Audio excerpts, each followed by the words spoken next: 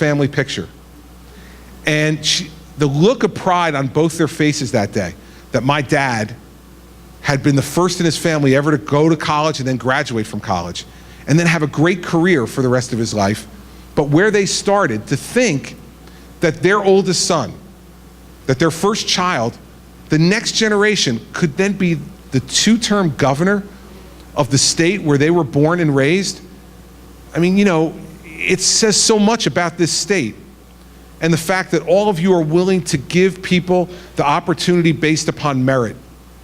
Not what your last name is, not what your family's done or where they're from, but what you think of the person standing in front of you. I think about that all the time, about what a wonderfully warm, accepting, generous people the people in New Jersey are to have given me the chance, not once, but twice, to be your governor. My dad's now 82 years old, got turned 82 a couple weeks ago, and he is so into this. We live stream these things now. I think are we live streaming today? Yeah? All right, so Dad's in Waretown, I'm confident, in front of the computer watching this, right? I know he is. And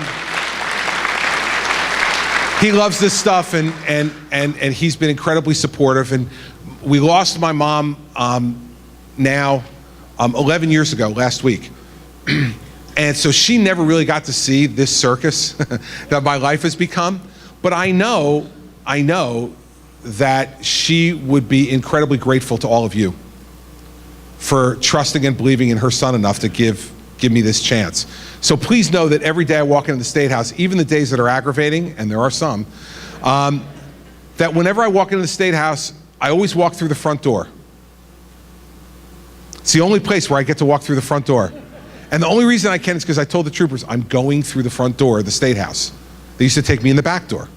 I go in the front door every day now, I've done it for years. And I walk through the rotunda of this incredible building, and I always look up, and then make my way through, and the first door on the right, after I walk through the rotunda, is the governor's office. And I look at that glass door and it says, Chris Christie, governor, and I think to myself, how the hell did this happen, right? I really do.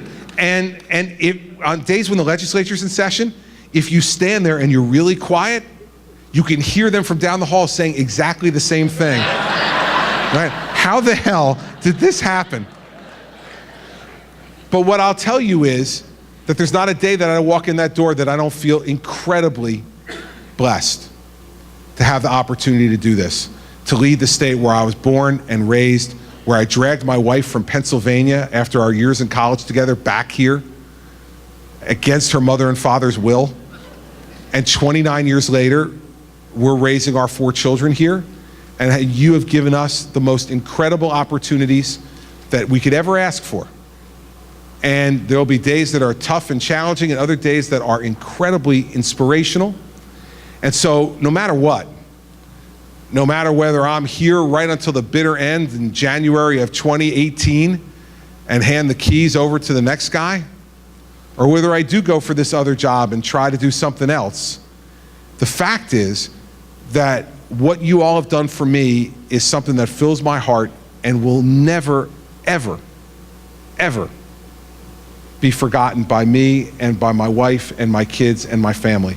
So thanks for showing up today. I appreciate it, and thanks for your support.